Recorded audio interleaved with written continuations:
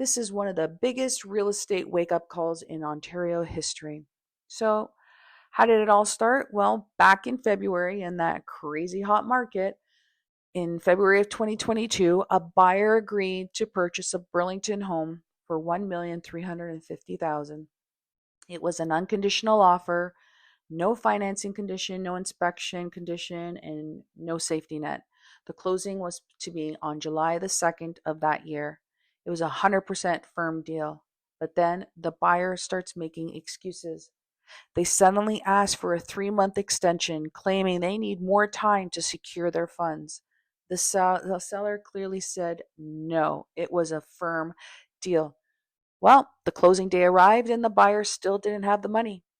The buyer's lawyer did request a 45-day extension. Again, the seller refused. And just like that, the deal collapsed. Now the seller is forced to relist in a declining market. They did end up selling for $1,100,000, which means they lost $250,000 in value.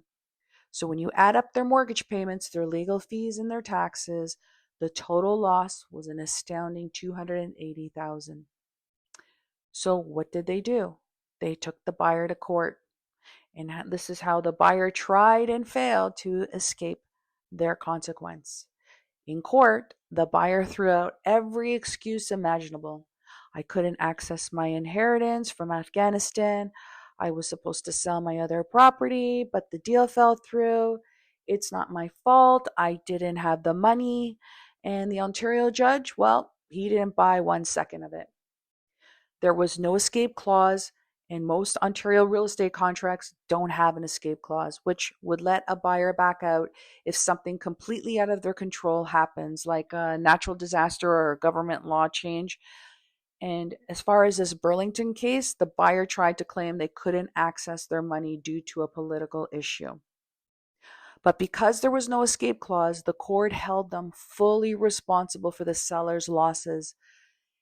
At the end, that was $280,739.